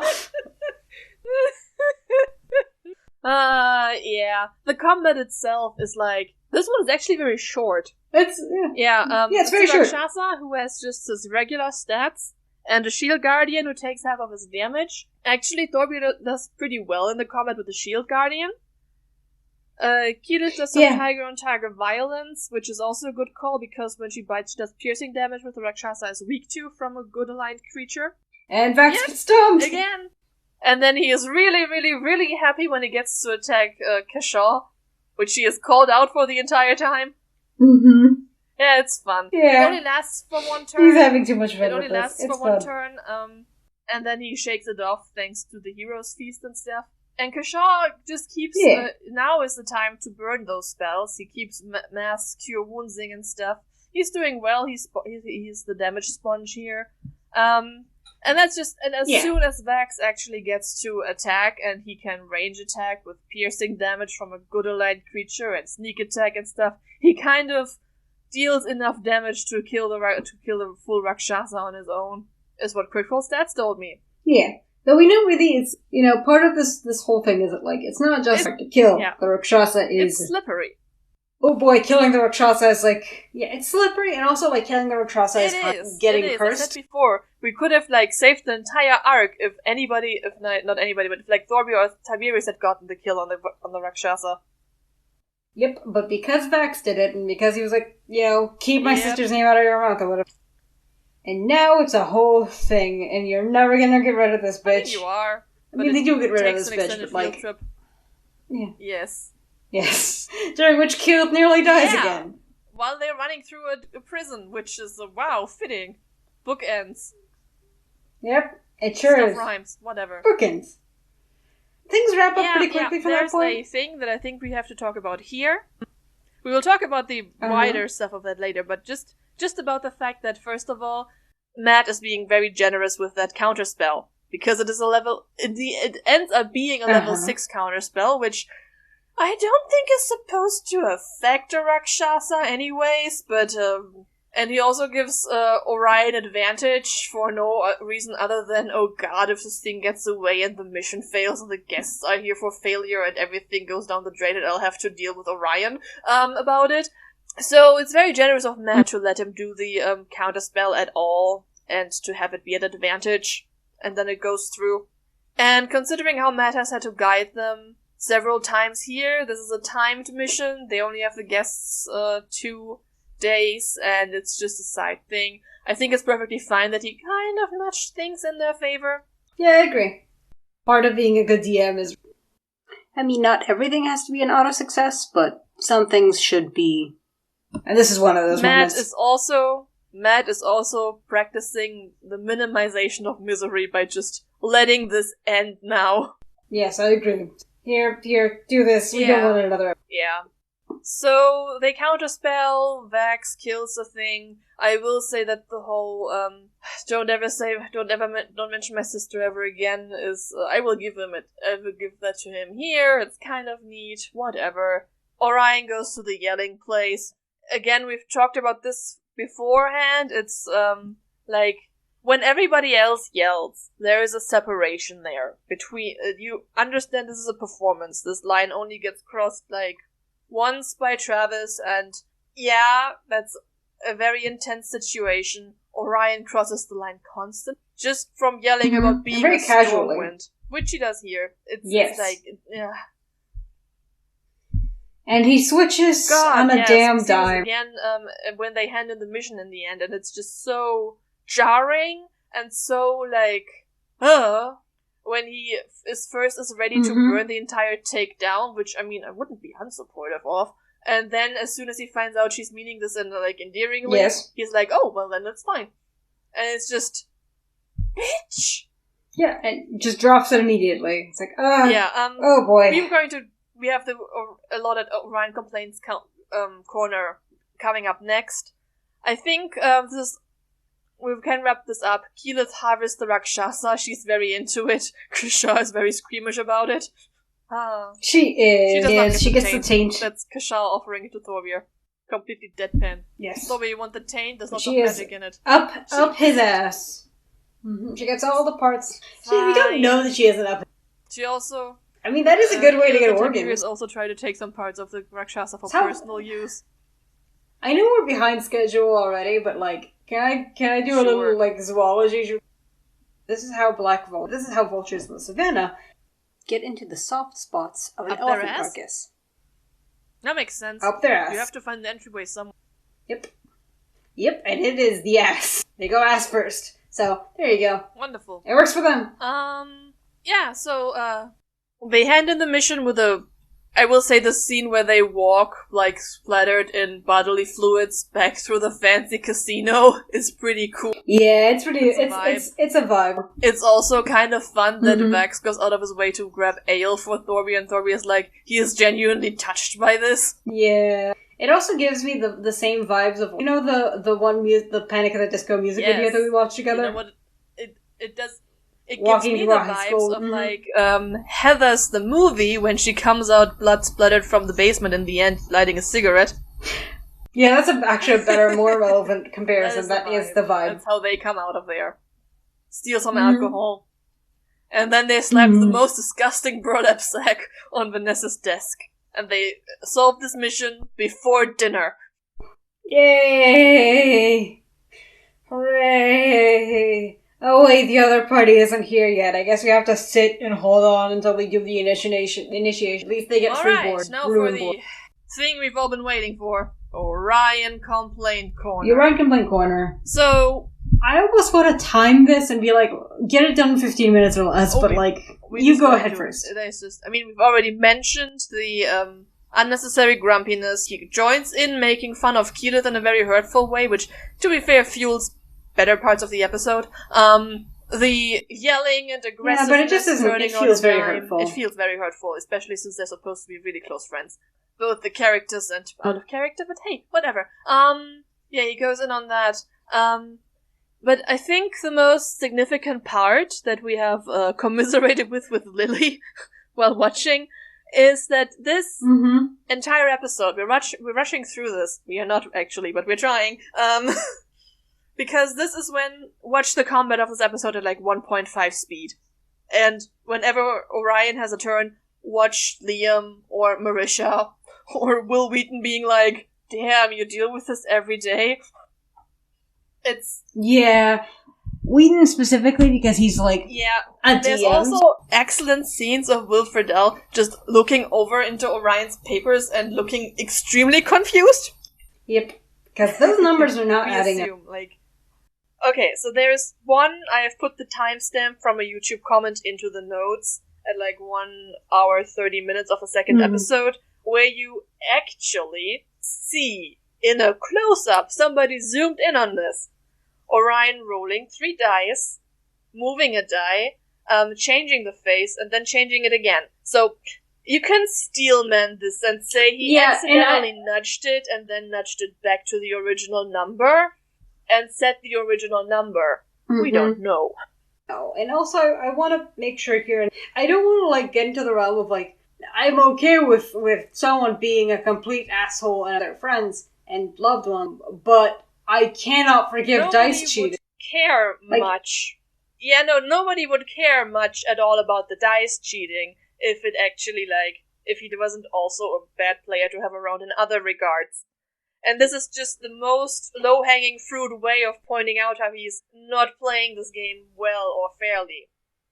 Yes. He's violating the very core, which is have fun and roll dice. So I don't even think whether this is not really a gotcha moment, but it's one way you can actually see something happening, and we don't know. Yeah, if somebody tries to get this out of you, here you go. That's the time. But even if he had never cheated ever, which I highly fucking doubt, it still would have been truly aggravating. We kind of know. This is also an episode where you notice, like, in the beginning of episode 21, when in the first Oduke turn, where he does, like, 3 spells that he then doesn't do, this ends with Marisha saying, "I've knitted a sweater," during his 6.5 minute long turn. Yeah, like, the cast is trying to stay, trying to buck up and take his chance, but they're starting to just... You can tell he's on the clock here. There's another instance where, the second time Vex gets domed, and I've rewatched this just, today, actually, just before recording. And Matt is describing a spell being cast and it taking an effect, and Orion is sitting there, looking head-on, and only when it becomes apparent that this is a negative thing that's happening to Vex that could affect them all, he's like, oh, counterspell. And then Liam is the one to say, "This already happened, man, pay attention." And then Orion gets very pissed off, and Will Wheaton starts yelling that they're on the same team and should cooperate here. Which he is correct, but Liam then says they're trying to break Orion's very bad habits of doing things retroactively, which is correcter. Yeah. You can definitely tell there's, like, a DM instinct here to be like, hey guys, let's de-escalate, this isn't like a one-time thing. De-escalation stuff a lot, like his character is the one to say, no, we have to, like, move on, keep going. For example, when Orion insists on taking a long rest now because he's all out of spell slots, and Marisha is like, we told you not to do that, but now we have to sleep for 8 hours in this dungeon while pursuing a thing that is running away from us right now. It's totally the vibe. Yeah. Good. If you want to take a nap here, go on and be your guest, but keep going. I'm sorry that you spent all your spell slots and your sorcery points, but we're not doing it. The worst thing are his attitude problems the entire time, but a place where I actually felt myself grow legitimately angry was also related to his final counter spell, when he's like, oh, I have a ring of spell storing. And Matt is like, yeah, you're casting the second 4th level spell with a 4th level ring of spell storing. And he's like, oh, no, I can store 5 level 4 spells in this thing. Which he says, convinced with his whole chest that he possesses a magic item that allows him to store more 4th level spells than any character will ever have access to, because I think those max out at 3, or maybe 4. And then, bless his heart, Matt just actively face palms. He is just a broken man. Yeah, just tired. And what really pisses me off is that then when Marisha and Liam are like, no, you can't store 4 spell levels there, and Orion just with this weird befuddled grin that to me reads as insincere as like, I don't understand what you're saying. Just the refuge in, I don't understand this, when it's like, dude, you've been a sorcerer in this system for 20 episodes. How do you not understand what spell levels are? And he's just... you're clearly reading the fucking manual. So why aren't you reading the parts of the manual that apply to you? Ignorance like this, with the, plausible deniability grin, it's like, that sets me the fuck off. And it's not the first time they've had this conversation. And, when Liam O'Brien, still playing Vax, not having looked at a single spell in this edition so far, and not being the most attentive to certain rules himself, is the one to accurately, succinctly explain to you how this works. Probably just from having listened to other people explain to you how this works. Yeah.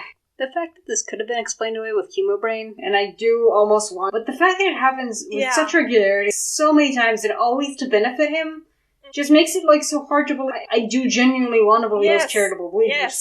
This person's ill. I always would like to believe in unwellness and Chemobrain over maliciousness. It's getting hard. It's getting really fucking hard. And And at this point, you just don't want to give this guy, any benefit that you give him, and have, and historically... Give him the pinky finger, and he's going to take the entire arm. As many people who have, for example, donated to his campaigns, learned when he stole their money and ran with it. Allegedly. Not our legal opinion on the matter. Allegedly. Just saying. But yeah, that was, I believe, the Ryan Complaint Corner. I think that's what I want to say. I mean, many things, but let's just... Okay, I feel all complained out. If you look to the comments, there's a lot of people debating this, and the comment section is even, especially for a 2015 episode, united in saying, just 5 more episodes. Please, just 5 more episodes. Okay, the Orion bits are actually, he also just takes a lot of time with his turns, and, keeps doing and undoing stuff, and it's just, 1.5 speed, and watch Liam and Marisha losing it at him. It's hard to be patient with him when his actual friends are losing their patience. And there's... Yeah, I'll give you this comment when I find it to put it in the notes, but there's a really astute comment. How frustrating you watch. And what I found kind of funny here is a comment by a user called, I think, Foggy Glass Eye, who explains his frustration, or their frustration with Tiberius Thusly. Out of the entirety of the cast, Orion gives off the energy of someone... Orion is the only one who gives off the energy of someone who doesn't return the shopping cart. Oh, which is the most savage thing you can say about a person. But also, yeah. Anyway, to end on a happier note, shipping. Our shipping corner. Because this episode has some shipping. Off to the races. The shipping is now textual and not contextual. There's the obvious bit where we end on a kiss. A semi-consensual kiss. It seems like Kiev enjoys it, but he didn't ask for permission. He does this later on and apologizes for not asking, and it's very romance hero-ish. It's and there are moments, like I mentioned, when he and you're single bit, and also he compliments her after seeing her fight for the first time. There are moments here that you feel this wasn't actually that sudden, unless you're Marisha, of course.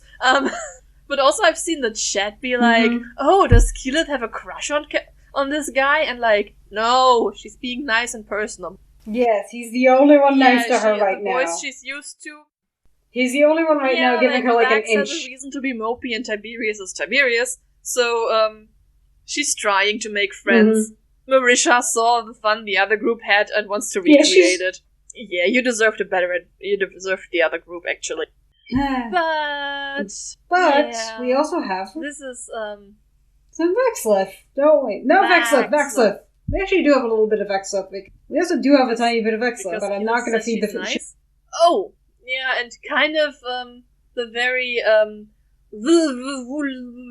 double dubs, experience of, do I want her or do I want to be her when they pick names? You could go there. Yeah. No, this is... What if it was Vex, though? Yeah, this episode is one of the things that you will have heard us say, because this comes out after we published the entirety of our Legend of Vox Machina episode. It is tragic that this episode had to be cut, or these episodes had to be cut, or didn't feature into this, because no matter what the haters are going to tell you, Vexleth did not come out of nowhere. It has been simmering in the background a little bit so far. We've pointed it out when it happened, but this is when we're really off to the races. Yeah, and most endearing. There are problems with Vexleth. Exactly. It's not the most endearing part about Vex is that when he notices that everybody else is being mean to Keyleth, he steps up. He humors her. He tries to... He does. He tries to cheer her up. He tries to engage with her here.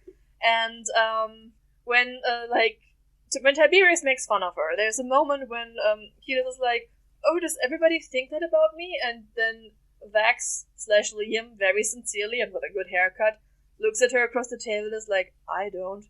And it's just, stop being attractive. He's such a little, so there are times where he just feels your first summer, That's summer camp boyfriend.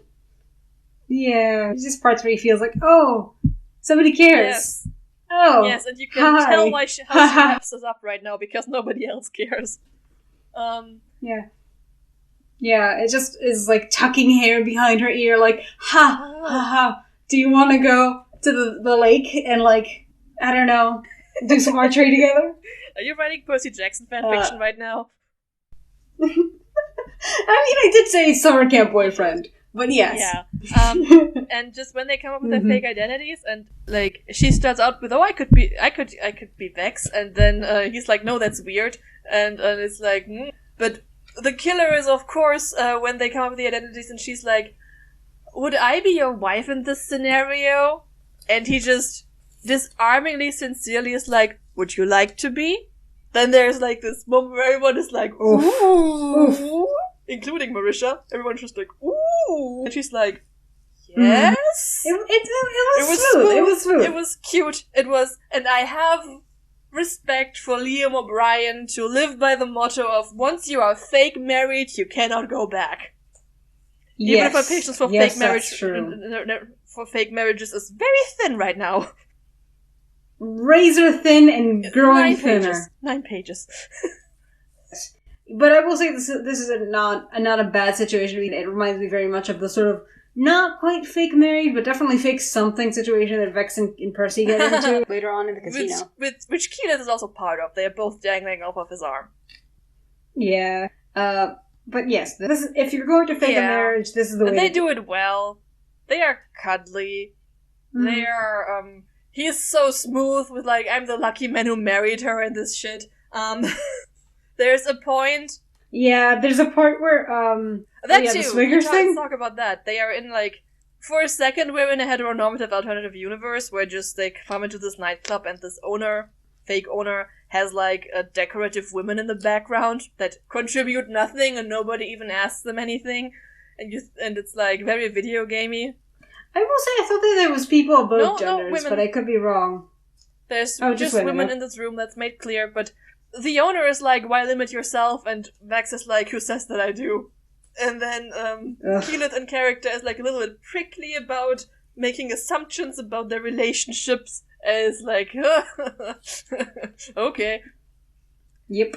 I don't know. Keyleth has never given nobody in the no Ashari has not maybe except Orion, but like no Ashari has given me monogamous vibes. Orion might be monogamous, but he's also Mr. Steal Your Boyfriend because Dorian was spoken for. Mr. Steal.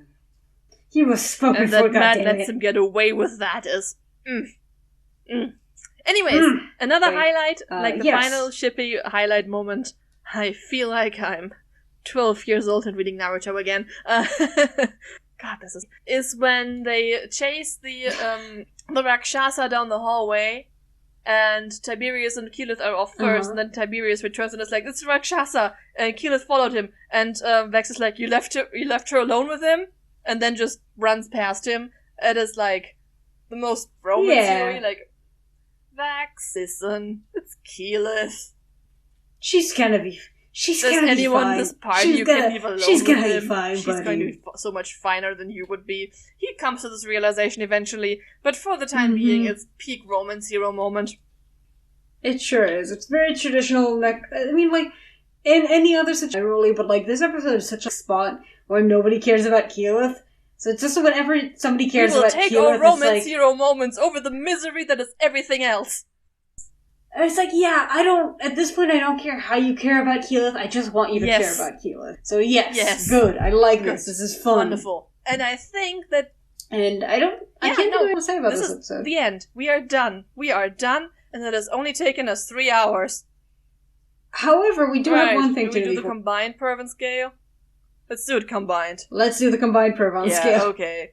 I feel like we can knock this one pretty quick. Our beautiful, highly calculated, perfect Purvan Scale. Hours. A joke that's going to make sense in about 24 hours? 22, actually. Okay. Starting with P, which stands for pizzazz. I quite like Marisha's hair. Liam's hair. And the sconces. The sconces. Matt in the first episode wears a blue shirt that matches his eyes that is also, ugh. So that's enough for how many points? 2.5? Yeah. Also, the maps are nice. 2.5. I'll give 2.5. Maps are nice. 2.5. The U is for uncomfortableness, and I know I'm the one who keeps harping on about how how we should just use this for problematic shit, but I feel like Orion's presence, and he does go to the yelling place, and I am uncomfortable too. I will grant you the -5. No, we need. Yeah, I feel like this is as low as no. It's not. No, yeah, it's not as low as it gets. Go for the -5. The -5 is reserved for one episode only. -4. Yeah. Okay. There are enough highlights to. There's still a silver lining. We're not. It's not episode 27 yet. It's not episode. It's not the mirrors. It could always be the thing that almost made someone commit a murder at the table. Yeah, it could always be the thing where Travis Willingham broke a mechanical pencil. Anyway, the third letter in Purvan. R for role-playing realness. And I feel like if nothing else we can say that the roleplay... I feel like if nothing else we can say that the roleplay was definitely real. I don't know if it was always enjoyable, but it was real. Sometimes the alliteration you don't really want to consider. I would there were some cute moments, some good moments, some... Yeah, some Do things you want that to are, give this points? I feel like a 0.5, maybe a 1. I wondered if Ward Marisha for fucking getting stabbed by a javelin and bleeding out on the cross. Marisha is carrying this on her back, almost on her own, with the occasional aid from her love interest. Well, Keela's love interests. Marisha Ray should be a fucking sainted. Just for these 2 episodes. Yeah, so yeah, I think maybe give it a 1.5, we had a neat 0. Okay, we'll do 1.5. Huh. I'm always over. Yeah, the V is for vexiness, which, not applicable? Kind of there, but not applicable. Giving this a 0.5 for yelling about the carpet from the other room, it feels like cheating, so not applicable. Feels like cheating. Distract the point because Kashak called her ugly. Distract. No, I feel like if we're not gonna give her a point, if we're not gonna give her something for the yelling, I feel like we could give this -5 for her not being there. We could. What? I have a proposal for you. Let's give it a 0.5 for the yelling and remove a 0.5 for the calling her ugly. Your turn. Okay, so it's a 0. The A in Purvan stands for action. Jesus fucking Christ. You know Good Lord. Have a fucking Nagila. Only what they. What is have a Nagila? Diano. Oh. Probably have some more merriment, probably please. A good thing, but Can we get some more merriment into this episode? Yes, have a Nagila. But God, gewalt. -4? -3.5? If you watch it at 1.5 and skip every time Tiberius opens his mouth, it's not that bad, but boy. But considering how long his turns are, he kind of monopolizes combat time, so yeah, -3 is fine. Yeah. And Ferdell kind of taking it like a fish to water is. I'm really glad that he and Mary Elizabeth McGlynn went on to have their own private campaign. Yes. I feel like that's great. I love the that. N is for 9 cents. Mm-hmm. There was an attempt. I will say. Yeah, but I will say that in their benefit to their to be the devil's advocate, I feel like they didn't linger and they had such a sense of no fun allowed. We couldn't linger on anything that would actually count as 9 cents. Yeah, so I kind of feel like it's not applicable just because So we end this on a -3. Yeah. A -3 that could be -8 if we distract 5 points for Vex not being there. It feels like it could be lower, but I'll take a negative. Yeah, it feels too good, but -3 is fine for these combined 2 episodes. Okay, so we have... We're being extremely generous. And we have made it through this. Thank you so much for sticking with us for all of this. Thank you. Thank you to our patrons. If you would like to listen to the half-hour ramblings that preceded this, look at the notes, the beautiful notes. They feature a screenshot of Matt facepalming. Or force us to provide early access again, or even be a real mad lad and pay for us to send you something in handwriting. You can do all of that at our Patreon. Wild. Could be saying your name right now, too. support us on our Patreon. We might upload the original version of episode 43 if we can find it. We're working on the outtakes. Those can get scrambled really badly, making them unlistenable, and I've tried. Yeah. So, with that, the only thing left is to figure out an opinion for this episode.